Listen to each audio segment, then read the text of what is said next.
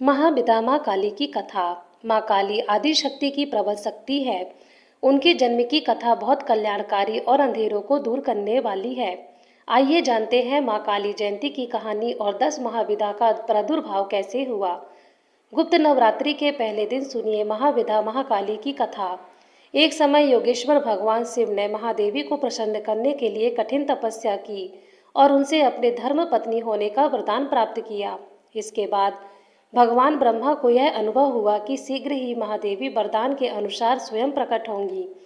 इसलिए उन्होंने अपने प्रिय पुत्रों में से एक दक्ष को तपस्या करने का आदेश दिया, ताकि दक्ष महादेवी को तब अपनी पुत्री के रूप में प्राप्त कर उनका विवाह भगवान शिव से कर सके।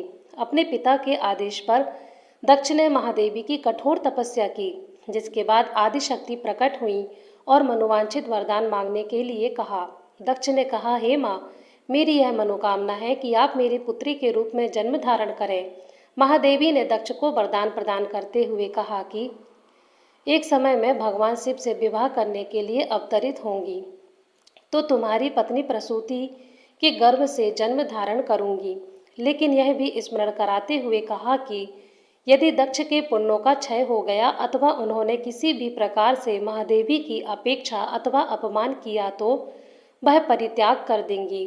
सती और शिव के विवाह के कुछ समय बाद दक्ष प्रजापति ने एक यज्ञ का आयोजन किया, जिसमें भगवान शिव को निमंत्रण नहीं भेजा गया। जिस समय भगवान शिव ने देखा कि सती उनके पिता की अस्वीकृति होते हुए भी उनके यज्ञ में सम्मिलित होने के लिए जिद कर रही हैं, तो शिव जी ने क्रोधित हो उठे और गर्जना करते हुए बोले, मुझे ज्ञात है तुम मेरे आदेशों के बंधन में बंधी नहीं हो, अतः जो मन में है सो करो। मेरी सहमति की प्रतीक्षा क्यों कर रही हो? भगवान शिव के ऐसे कठोर वाणी सुनकर देवी क्रोधित हो गई और मन ही मन यह विचार करने लगी कि भगवान ने मुझे अपनी धर्म पत्नी के रूप में प्राप्त करने के बाद मेरे वास्तविक परम शक्ति स्वरूप को भूल गए हैं। अतः मैं भगवान शिव और अपने मानवीय पिता का त्याग कर कुछ समय के लिए अपने स्वरूप और अपनी लीला में स्थित रहूंगी। यह तय कर देवी ने महाकाली का भयंकर रूप धारण किया।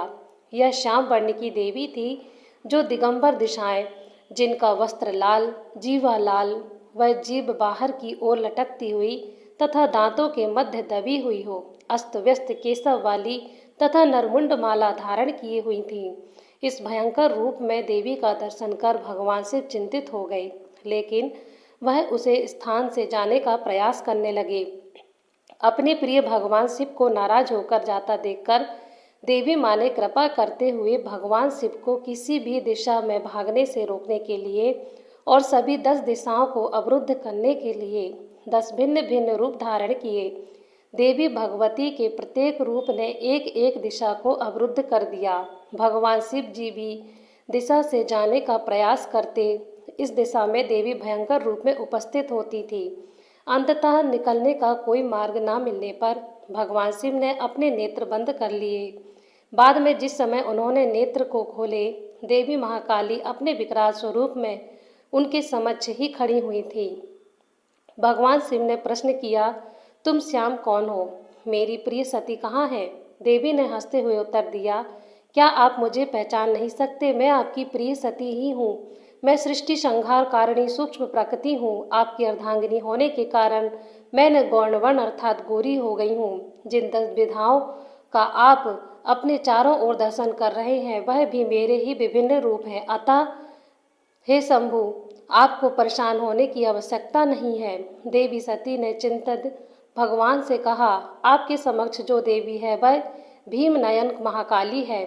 आकाश अथवा अंतरिक्ष दिशा में तारा है, दाहिनी ओर छिन्नमस्ता है, आपके बाईं ओर भुवनेश्वरी है, आपके पीछे बंगलामुखी है, दक्षिण पूर्व अग्निकोण में धूमावती है, दक्षिण पश्चिम नैत्य कोण में कमला है, उत्तर पश्चिम कोने में वायु कोण में मांगती है, उत्तर पूर्व ईशान कोण होने में षोडशी त्रिपुर सुंदरी है, और मैं स्वयं आपके भीतर ही भैरवी के रूप में विद्वान हूँ।